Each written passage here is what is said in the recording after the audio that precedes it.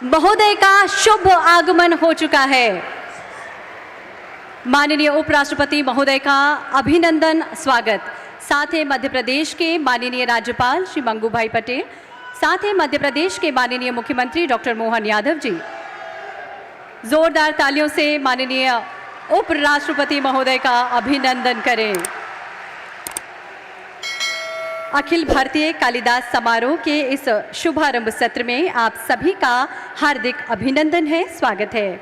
आज हम सब यहाँ एक ऐसे महान कवि और साहित्यकार की स्मृति में एकत्र हुए हैं जिनकी काव्य रचनाएं कालजयी हैं और जिनका नाम भारतीय साहित्य में सदैव उज्जवल रहेगा।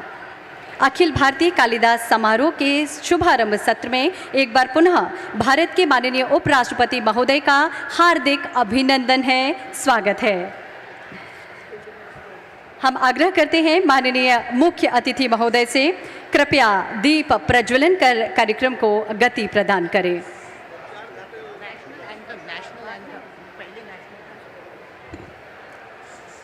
हम सभी अपने स्थान पर खड़े हो जाएं।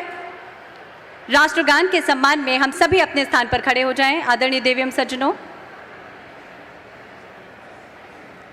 राष्ट्रगान।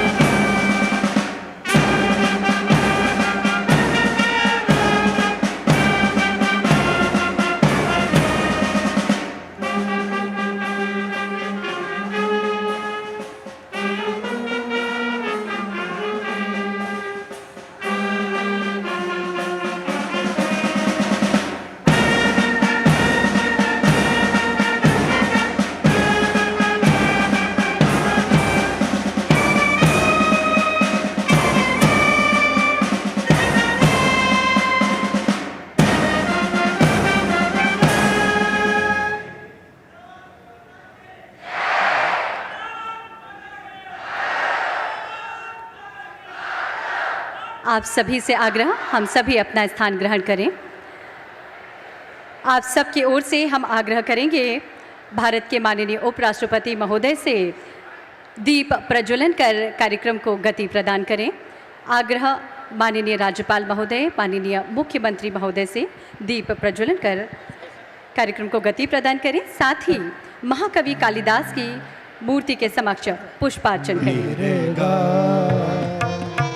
मदनी निरसा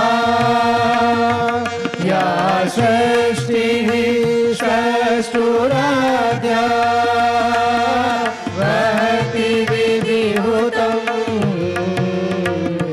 या हवे या च होति ये जे कालं विधत्ता श्रुति विषय गुणा यास्तिका व्याप्य विश्वं यामाहुः सर्वबीज प्रकृतिरित्यया प्राणिनः प्राणवन्तः प्रत्यक्षां विप्रपन्ना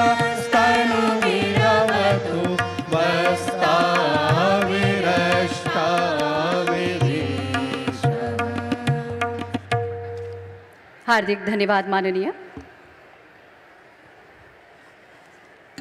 और अब हम आगामी क्रम में बढ़ते हुए स्वागत की ओर चलते हैं।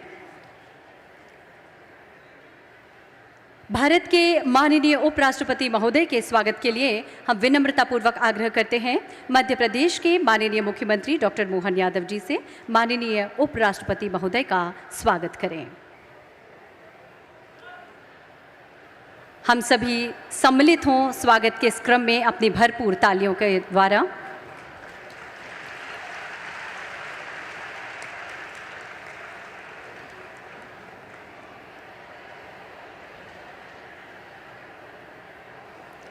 माननीय उपराष्ट्रपति महोदय का स्वागत किया जा रहा है और अब हम आग्रह करते हैं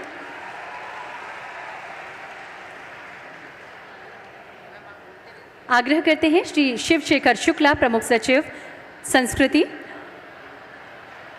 कृपया स्वागत किया जा रहा है माननीय उपराष्ट्रपति महोदय का। जोरदार तालियां हम सब की ओर से होना चाहिए। प्रमुख सचिव संस्कृति श्री शिवशेखर शुक्ला जी से हमारा आग्रह, मध्य प्रदेश के माननीय राज्यपाल महोदय का स्वागत करें।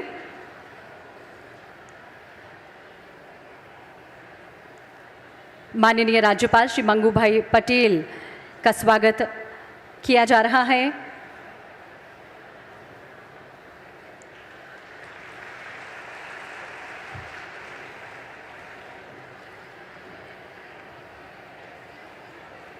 प्रमुख सचिव संस्कृति से ही हमारा आग्रह।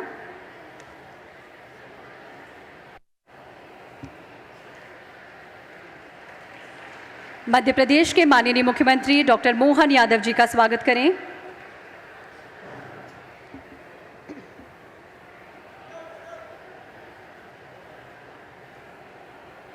जोरदार तालियां हम सबकी ओर से।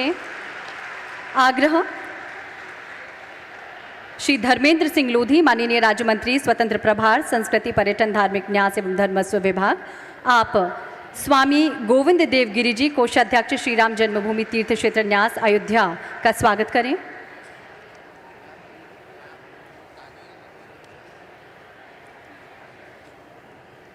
आग्रह, श्री गोविंद गंधे, निदेशक कालिदास संस्कृत अकादमी, आप श्री धर्मेंद्र सिंह लोधी,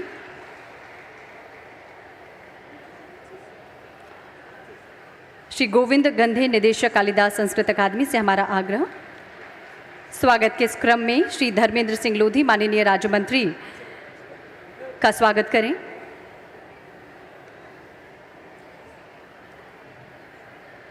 श्री गोविंद गंधे जी से ही हमारा आग्रह। श्री धर्मेंद्र सिंह लोधी जी, माननीय राज्य मंत्री का स्वागत। इसके पश्चात श्री गौतम टेटवाल, माननीय राज्य मंत्री एवं प्रभारी मंत्री जिला उज्जैन का स्वागत करें। स्वागत के इस क्रम में स्वागत श्री अनिल फिरोजिया, माननीय सांसद उज्जैन।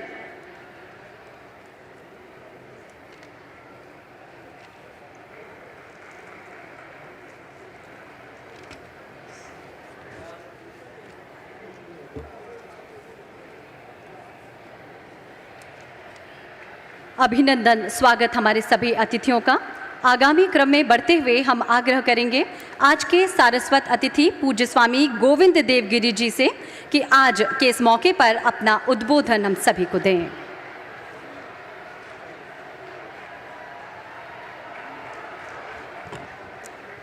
वागर्थाव्यव संपृक्तौ वागर्थ प्रतिपत्तये जगतः पितरौ वंदे पार्वती परमेश्वरौ। जिस महाकवि कालिदास का वर्णन अनेक वर्षों तक भी करते रहे तो भी अल्प होगा, उनके बारे में मुझे कुछ 4 मिनटों में बतलाना है। पुरा कवीनाम गणना प्रसंगे कनिष्ठिकाधिष्ठित कालिदासः अद्यापि तत्तुल्य कवेरभावात् अनामिका सार्थवती बभूव। ऐसा संपूर्ण विश्व में कोई कवि हुआ ही नहीं जिसकी तुलना कालिदास के साथ की जाए। यह हमारी संस्कृति का डिंडिम है। यदि आप भारत को जानना चाहते हैं तो आपको कालिदास को जानना पड़ेगा।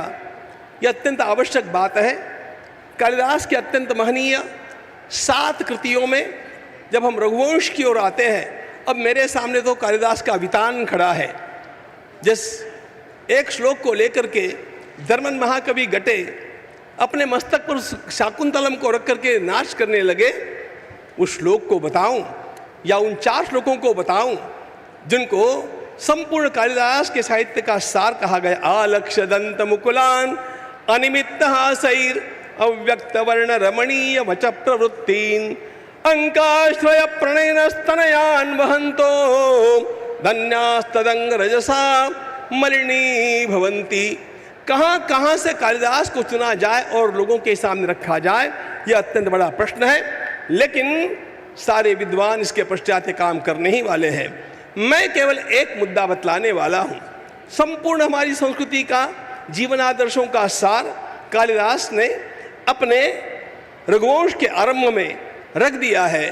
बस वे सारे जीवन मूल्य ही भारतीय संस्कृति है। सोहमा जन्म शुद्धानाम आफलोदय कर्मणाम आसमुद्र क्षितिशानाम आनाकृत वर्तमनाम यथा विधिहुताग्नीनाम यथा कामार्चितार्थिनाम यथा पराधदंडानाम यथा काल प्रबोधिनाम त्यागाय संभृतार्थानाम सत्याय मितभाषणाम यशसे विजिगीषूणाम प्रजायै गृहमेधिनाम शैशवेभ्यस्त विद्यानाम यौवने विषयैषिणाम वार्धक्ये मुनिवृत्तीनाम योगेनान्ते तनुत्ययाम रघूणाम अन्वयं वक्षे।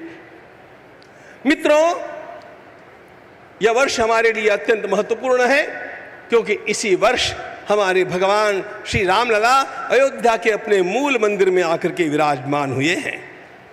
वे भगवान श्री राम जिन सारे गुणों का आकर है, उन गुणों का आरंभ कहाँ से हुआ, इसका वर्णन कालिदास करते हैं। सोहम आजन्म शुद्धानाम, आजन्म शुद्ध, स्थल काल निरपेक्ष शुद्धता, यह जीवन की एक अत्यंत बड़ी विधा होती है। जो स्वयं निरंतर कर्मयोगी बने रहे, जिनके जीवन में नियमों को लेकर के चलना, यही एक बात अत्यंत महत्वपूर्ण थी। ऐसे रघुवंश के सारे गुणों की साकार मूर्ति भगवान श्री राम है। इसका वर्णन जब कालिदास करते हैं तो पूरा का पूरा भारतीय संस्कृति का विचार वैभव हमारे सामने खड़ा हो जाता है। अथवा जब हम चलते हैं, जब भगवान श्री राम को सीता जी ने त्याग के समय संदेश भेजा, वाच्यस्त्वया मद्वचनात् स राजा वन्नौ विशुद्धाम पियत् समक्षम माम लोकवाद श्रवणादहासी श्रुतस्य किंतत् सदृशं कुलस्य। हमारी परम पवित्र भारतीय संस्कृति के सारे पहलू कालिदास ने एक रघुवंश में ला करके इस प्रकार पिरो करके रख दिए हैं। वे अत्यंत महान कवि हैं, वे समस्त शास्त्रों के ज्ञाता हैं। वे कभी भी रस का त्याग नहीं करते हैं, लेकिन रसों के साथ साथ मर्यादा कैसी होनी चाहिए, इसके भी वे आदर्श है। और ये सारे आदर्श हम लोगों को कालिदास के रघुवंश में देखने मिलते हैं, शाकुंतल में मिलते हैं। संभोग श्रृंगार क्या होता है, विप्रलंब श्रृंगार क्या होता है, दोनों में कालिदास की प्रतिभा समान रूप से न्याय करती चलती है। और ऐसे महाकवि को पाकर के हमारा भारत धन्य है। भारत की भारतीयता इसमें बसी हुई है। बिना वेदम, बिना गीताम, बिना रामायणीम कथाम, बिना कविम कालिदासम भारतम भारतम नहीं। भारत केवल जमीन का टुकड़ा नहीं है, भारत ज्ञान का आकांक्षी और उसमें रत एक अत्यंत महान राष्ट्र है। और इस राष्ट्र का संपूर्ण विचार वैभव कालिदास का अध्ययन करते समय हम लोगों को अपने आप अत्यंत कलात्मक शैली में प्राप्त होता है। इस कालिदास महोत्सव के संयोजन से आप सब लोगों ने वे सारी स्मृतियाँ, उस परंपरा का अत्यंत बड़ा श्रेष्ठत्व लोगों के सामने, आने वाली पीढ़ियों के सामने पुनः लाने का जो सफल प्रयास किया है, उसके लिए संयोजकों का मैं अत्यंत हृदय से अभिनंदन करता हूं और परमात्मा से प्रार्थना करता हूं कि संस्कृत भाषा की यह मंदाकिनी निरंतर बहती रहे। प्रवहतात संस्कृत मंदाकिनी, प्रवहतात संस्कृत मंदाकिनी। भारत माता की जय। हार्दिक धन्यवाद पूज्य स्वामी जी। और अब क्रम है दुर्लभ एवं पुनर्प्रकाशित कालिदास संस्कृत अकादमी के प्रकाशनों के लोकार्पण का। हम आग्रह करेंगे भारत के माननीय उपराष्ट्रपति महोदय से अकादमी द्वारा प्रकाशित इन ग्रंथों का, इन प्रकाशनों का लोकार्पण करें। साथ ही हमारा आग्रह मध्य प्रदेश के माननीय राज्यपाल एवं माननीय मुख्यमंत्री महोदय से अकादमी द्वारा प्रकाशित 10 ग्रंथों का, प्रकाशनों का आज लोकार्पण किया जा रहा है।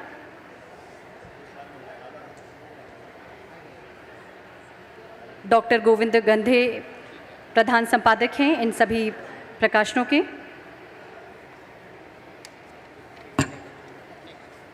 हार्दिक धन्यवाद। और आगामी क्रम में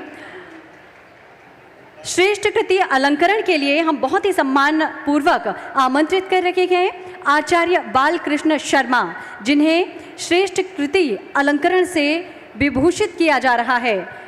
आप मंच पर सादर आमंत्रित हैं। आपकी कृति ध्वनि प्रकाश मुक्त विमर्शा के लिए आपको श्रेष्ठ कृति सम्मान से नवाजा जा रहा है।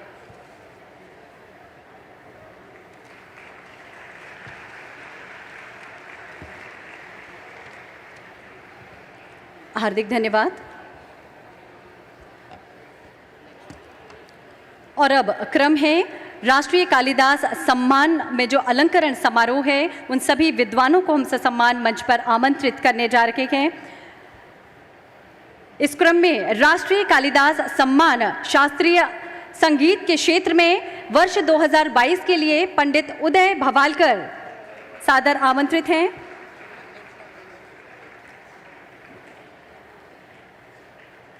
शास्त्रीय संगीत के लिए वर्ष 2023 के लिए पंडित अरविंद पारिक, आपके स्थान पर आपकी बेटी पूर्वी पारिक सादर आमंत्रित हैं। आपकी ओर से सम्मान ग्रहण करेंगी।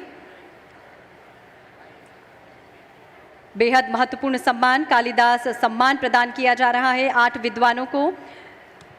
शास्त्रीय नृत्य के लिए डॉक्टर संध्या पुरेचा, वर्ष 2022 के लिए इन्हें राष्ट्रीय कालिदास सम्मान प्रदान किया जा रहा है।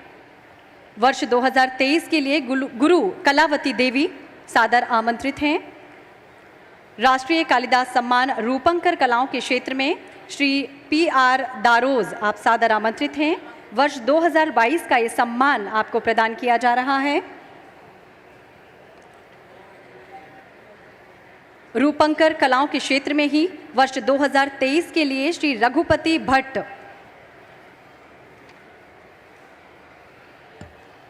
श्री रघुपति भट्ट। रूपंकर कलाओं के क्षेत्र में ही श्री भानु भारती, वर्ष 2022 के लिए रंग कर्म के लिए आपको ये अलंकरण प्रदान किया जा रहा है।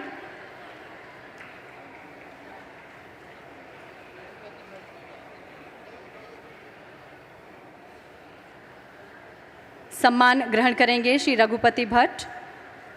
रूपंकर कलाओं के क्षेत्र में कालिदास सम्मान वर्ष 2023 के लिए आपको नवाजा जा रहा है। वर्ष 2022 के लिए रंग कर्म के क्षेत्र में राष्ट्रीय कालिदास सम्मान श्री भानु भारती।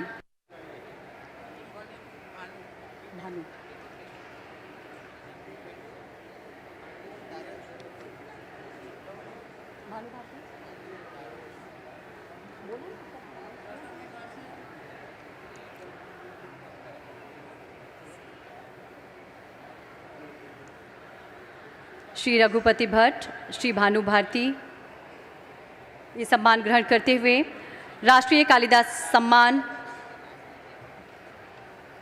श्री PR दारोज, रूपंकर कलाओं के क्षेत्र में आपको सम्मानित किया जा रहा है। वर्ष 2022 के लिए श्री PR दारोज।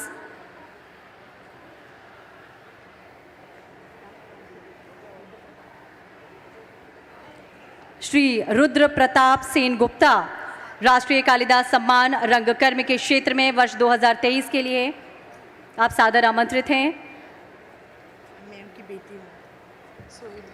आपकी बेटी ये सम्मान ग्रहण कर रही हैं, श्री रुद्र प्रसाद सेन गुप्ता की बेटी।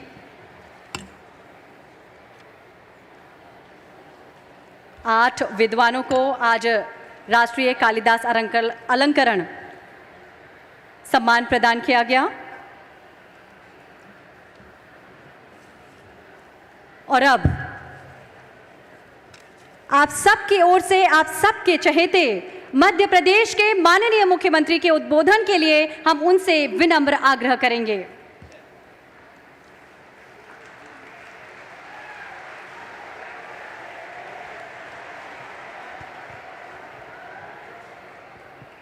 बाबा महाकाल की धरती, सम्राट विक्रमादित्य की नगरी, हर काल हर युग में जिसका सदैव अस्तित्व रहा, ऐसी पवन पवित्र अवंतिका नगरी में हमारे भारत सरकार के यशस्वी महामहिम उपराष्ट्रपति श्रीमान धनखड़ साहब हमारे बीच पधारे हैं। मैं दोनों हाथ जोड़ के आपका वंदन करता हूँ, अभिनंदन करता हूँ।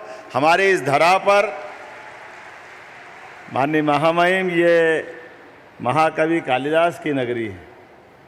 कई जन्मों के पुण्य के बाद मौका मिलता कोई यहाँ अपना कुछ समय गुजारे, और ऐसे में बाबा महाकाल ने आपको आशीर्वाद दे करके हमारे इस कालिदास समारोह की गरिमा गौरव भी बढ़ाया है और गौरवान्वित किया। मध्य प्रदेश सरकार को मैं आपका पुनः वंदन करता हूँ, अभिनंदन करता हूँ, आपका स्वागत करता हूँ।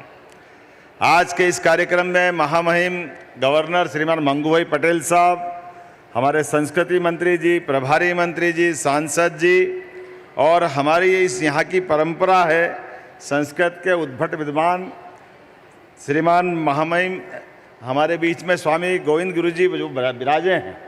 गोविंद गुरु जी के वाणी में शब्दों से ऐसा लगता है कि गंगा की निर्मल धारा की तरह संस्कृत की वाणी अपनी प्रवाहमान होती है, जो हमारे अतीत के उस गौरवशाली पृष्ठ से जोड़ती, जिसके कारण सदैव गौरवान्वित होती है। अवंतिका आज के इस अवसर पर, चूँकि ये असंभव जैसा हो गया था आपका आना, मौसम इतना चुनौतीपूर्ण था, लेकिन बाबा महाकाल का आशीर्वाद था और हमारा गौरवशाली आयोजन आज धन्य हुआ। लंबे इंतजार के बाद, लगभग 20 साल से ज़्यादा समय के बाद हमारे बीच में, हमारे अपने इस गौरवशाली पृष्ठ में, यद्यपि प्रारंभ से राष्ट्रपति, उपराष्ट्रपति, यहाँ तक कि प्रधानमंत्री भी आते रहे, लेकिन आपने पुनः वो मौका दिया। मैं आपका पुनः वंदन करता हूँ, अभिनंदन करता हूँ। जोरदार अभिनंदन करें हमारे महामहिम उपराष्ट्रपति माननीय जयदीप धनखड़ साहब का। आज आपके माध्यम से इस मंच पर शास्त्रीय संगीत के पंडित उदय भवालकर जी, सितार वादन के पंडित अरविंद पारिक जी, शास्त्रीय नृत्य के लिए डॉक्टर संध्या पुरेचा जी, मणिपुर नृत्य के गुरु कलावती देवी जी राष्ट्रीय कालिदास सम्मान अलंकरण से सम्मानित हुए हैं। इस अवसर पर श्रीमान PR दरोजा जी मूर्तिकला, रघुपति भट्ट चित्रकला के साथ रंगकर्म की सेवा के लिए भानु भारती, रुद्र प्रसाद सेन गुप्ता सम्मानित हो रहे हैं। आपके हाथों से होने वाले इस सम्मान समारोह में मध्य प्रदेश सरकार की ओर से कालिदास समारोह के इस पवित्र मंच पर ये गौरवान्वित होते देख करके हमारे आँखों में और मन में आनंद के साथ उस गौरवशाली पृष्ठ से जुड़ते हैं, जिसके कारण से सम्राट विक्रमादित्य का वो नवरत्नों का दरबार, जिसके कारण से उज्जैन से यहाँ की सांस्कृतिक ध्वजा दुनिया में अलग प्रकार से लहराती आई है। आज के इस अवसर पर आपका स्नेह आशीर्वाद हमको सदैव मिलता रहे। पुनः आपका वंदन है, अभिनंदन है। बोलिए महाकाल महाराज की। हार्दिक धन्यवाद माननीय मुख्यमंत्री महोदय। आगामी क्रम में आप सभी की ओर से हम बेहद विनम्रतापूर्वक आग्रह करते हैं मध्य प्रदेश के माननीय राज्यपाल श्री मंगू भाई पटेल से आप इस गरिमामय मौके पर अपना उद्बोधन देने का कष्ट करें।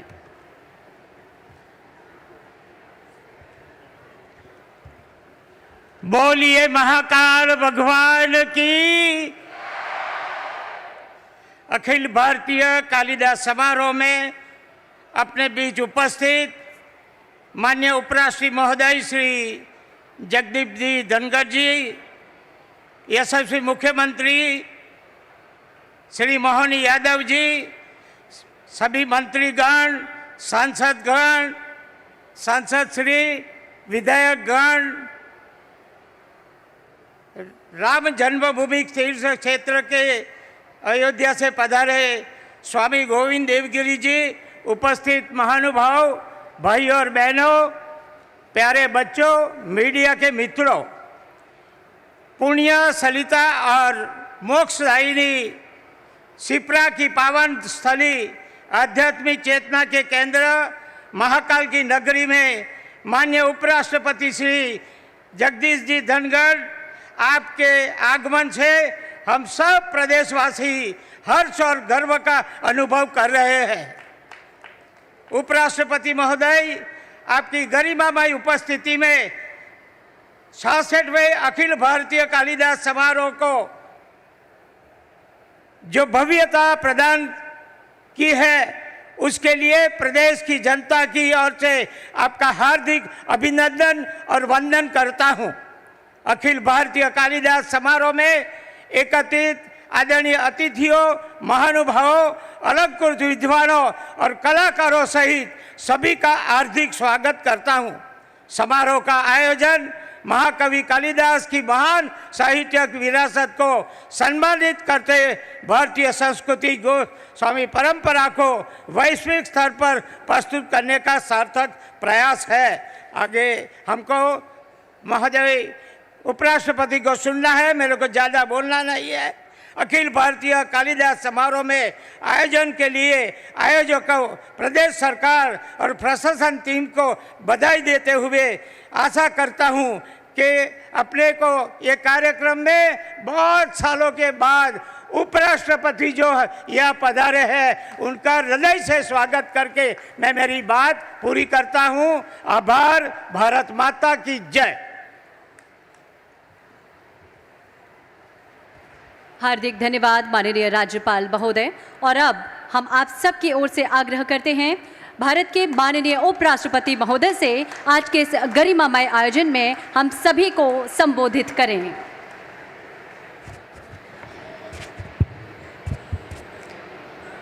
सभी को नमस्कार। Honourable governor of Madhya Pradesh Shri Mangubhai सी पटेल जी अपने आप में जो कहते हैं ऊर्जा का संचार कर देते हैं। मेरे लिए आज इन्होंने भाषण कम समय में किया है।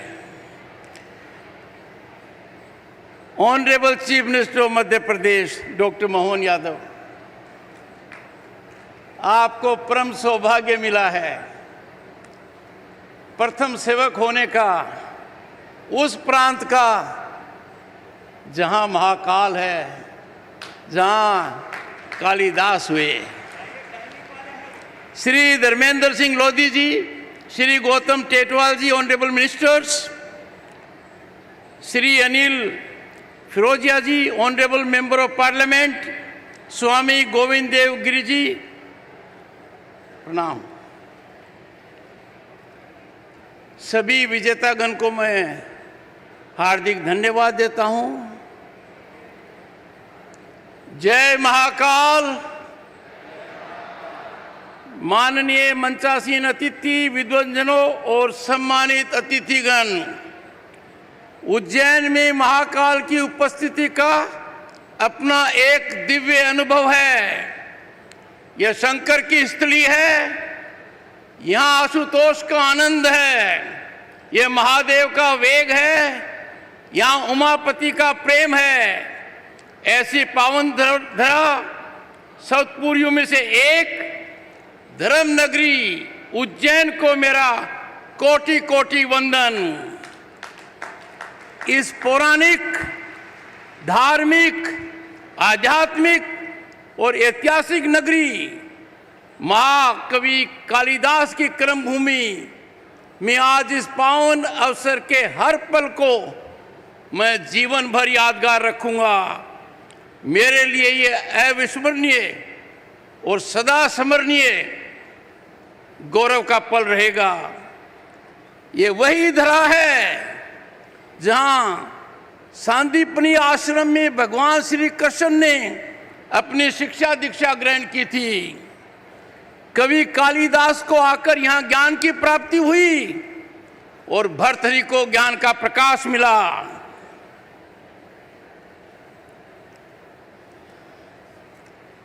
चक्रवर्ती सम्राट विक्रमादित्य के शासन काल में उज्जैन ने दुनिया में न्याय, वैभवशाली संस्कृति, परंपरा और व्यापारिक गतिविधियों के लिए प्रसिद्धि का स्थान प्राप्त किया। सम्राट विक्रमादित्य की इस नगरी में एक अद्वितीय न्याय का केंद्र बना जो विश्वविख्यात हुआ। उसी काल में कवि रत्न थे कालिदास जी। वे कवि कुलगुरु थे, यानी समग्र कवि समुदाय के वो गुरु थे, कुलगुरु। उनकी अमर कृतियां अभिज्ञान शाकुंतलम, मेघदूतम, कुमार संभवम, ऋतुसंहार और मालविकाग्नि मित्रम मानवीय भावनाओं का अद्भुत संगत है। ऐसा संगम है जो हमारे लिए सदैव प्रेरणा का स्रोत रहेगा। इन रचनाओं में आप देखेंगे मानव और प्रकृति के बीच एक अटूट रिश्ता, प्रेम की पवित्रता, जीवन का सात्विक सत्य, ये सब चित्रण इनमें मिलता है। सम्मानित महापुरुषों, आज की ज्वलंत समस्या पर्यावरण की है। इसकी ओर हमारा ध्यान महाकवि कालिदास की रचनाओं से मिलता है।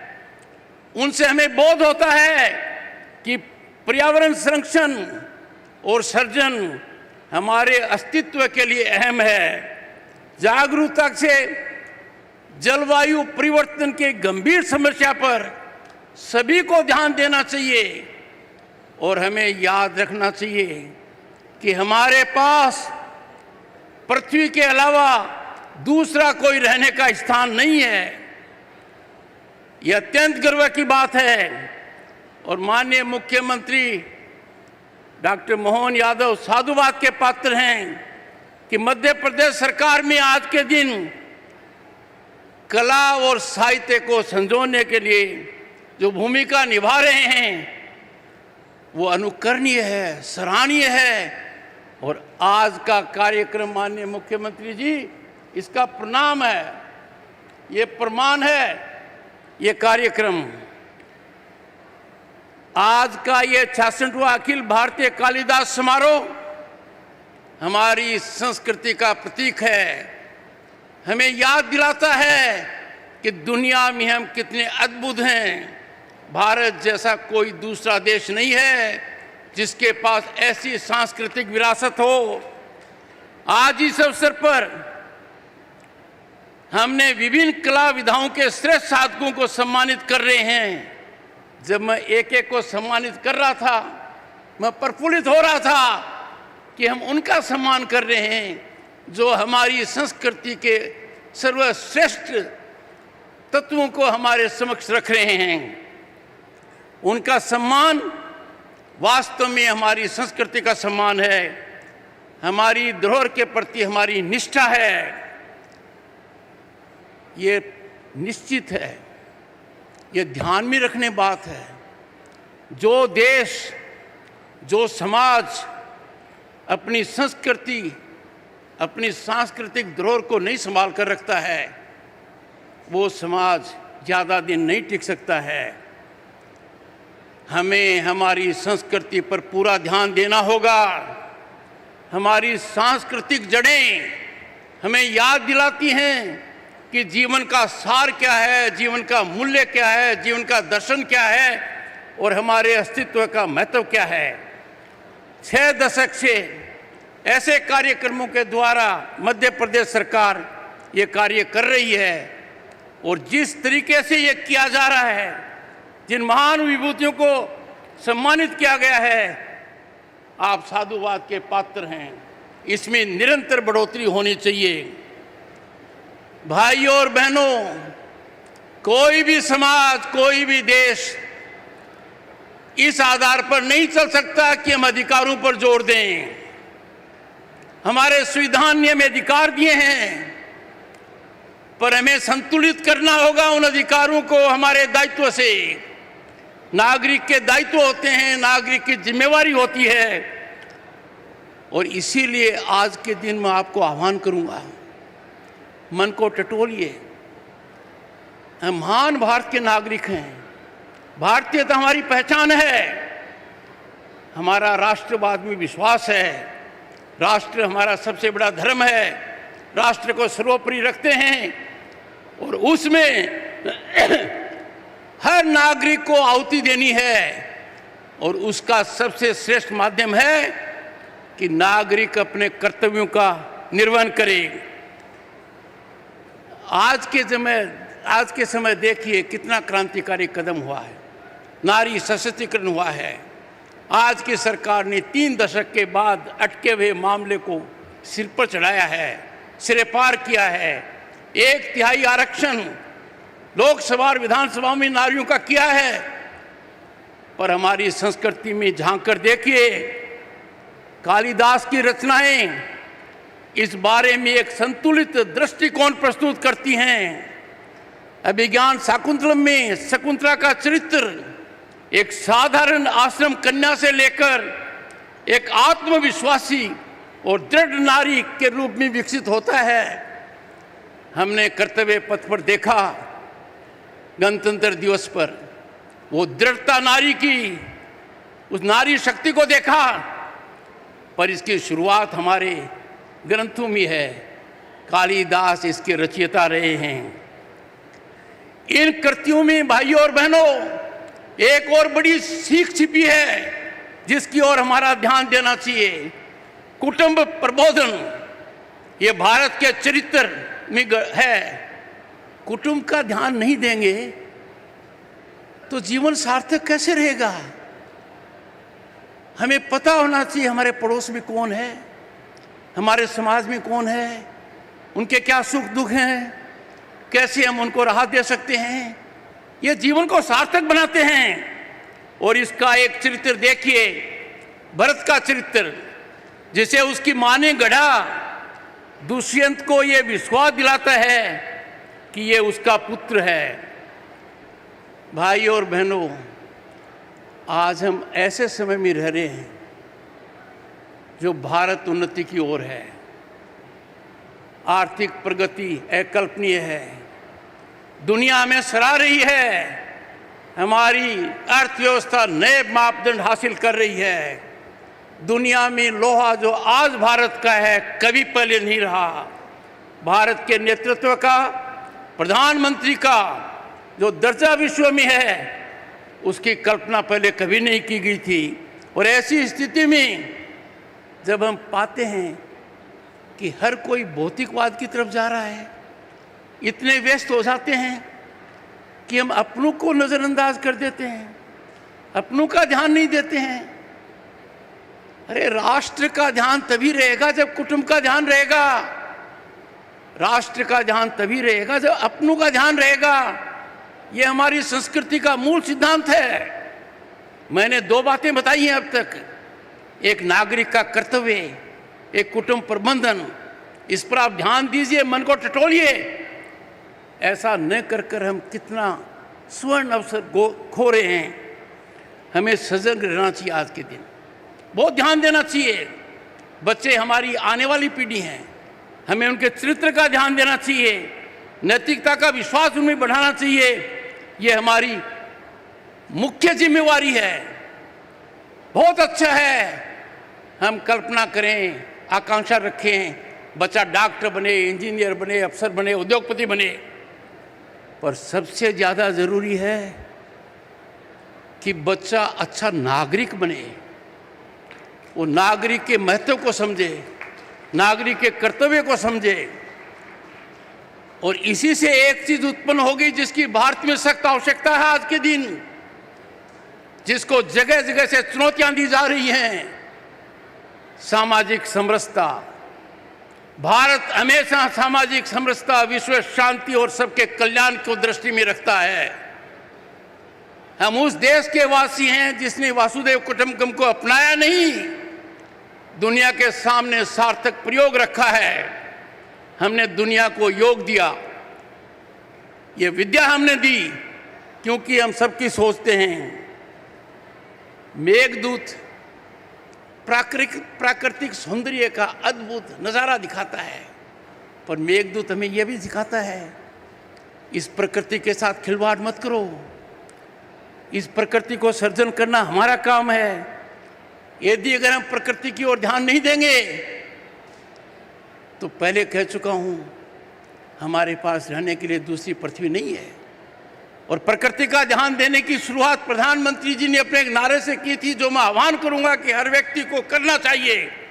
मां के नाम एक पेड़। संपूर्ण भारत के वासी यदि अगर मां के नाम एक पेड़ लगाते हैं, उसका सर्जन करते हैं, संरक्षण करते हैं, तो वैसी क्रांति आएगी जैसी क्रांति हमने सफाई के मामले में हासिल की है।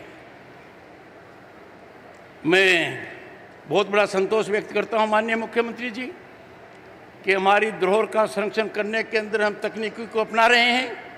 राष्ट्रीय डिजिटल पुस्तकालय की स्थापना हमारे लिए बहुत कारगर साबित हो रही है। और तकनीकी के मामले में क्या कहें, दुनिया की सबसे बड़ी संस्थाएं इस बात से अचंभित हैं कि भारत में तकनीकी की वजह से आम आदमी का जीवन कितना सुलभ हो रहा है। आज के दिन 10 करोड़ से ज़्यादा किसान, मैं उस परिवार से आता हूँ, साल में 3 बार पैसा सीधा बिना बिचौलिए के, बिना इंटरफेस के प्राप्त करते हैं। When it comes to digital transactions, Bharat commands more than 50% of such transactions और पर कैपिटा इंटरनेट कंजम्पशन देश का अमेरिका और चाइना को मिलाकर भी ज़्यादा है। आज के दिन भारत एक ऐसा वातावरण प्रस्तुत करता है जहां हर व्यक्ति को एक मौका है, अवसर है कि वो अपनी प्रतिभा चमका सके, क्योंकि सबको समान अधिकार हैं, कोई एक दूसरे से बड़ा नहीं है। कानून का शिकंजा सबके पहुंचता है। जो कहते थे पहले कानून से हम ऊपर हैं, वो कानून के शिकंजे में हैं। आज के दिन इस पावन भूमि पर, इस पावन पर्व के ऊपर मैं आपसे आह्वान करता हूं, हमेशा राष्ट्र को सर्वोपरि रखें। हमारा राष्ट्र महान बनेगा, विकसित राष्ट्र बनेगा 2047 में। उसके लिए एक बहुत बड़ा हवन देश में हो रहा है। उस हवन कांड में हर किसी को आहुति देनी है। उस आहुति देने में कभी कमी नहीं करें। 2047 में पूर्ण आहुति होगी और निश्चित रूप से भारत दुनिया का सिरमौर होगा। मैं यही कहूँगा अंत में, शरीर नश्वर है परंतु कीर्ति सदैव अमर रहती है। ये वाक्य मेरे नहीं हैं, ये महाकवि कालिदास के हैं। ये हमारे जीवन दर्शन का मूल आधार होना चाहिए। आइए हम सब मिलकर महाकवि कालिदास की इस अमूल्य विरासत पर गर्व करें, दुनिया में इसका प्रसार करें और सर ऊंचा उठाएं कि भारत एक अकेला देश है दुनिया में जिसके पास 5000 साल की सांस्कृतिक विरासत है। और दुनिया के बड़े देश जहां साधारण गति से प्रगति कर रहे हैं, भारत की प्रगति सबसे ज़्यादा है। आपको बहुत बहुत शुभकामनाएं। मैं आपके मुख्यमंत्री को धन्यवाद प्रसिद्ध करना चाहता हूं कि उन्होंने मुझे इस मौके का फायदा उठाने का सुअवसर दिया। यहाँ पर आना मेरी आत्मा पर असर डालता है। यहाँ से मैं एक ऐसी ऊर्जा लेकर जा रहा हूँ, ऐसी शक्ति लेकर जा रहा हूँ कि भारत माँ की सेवा करने में कोई कमी नहीं रखूं। जय महाकाल, जय महाकाल, जय महाकाल।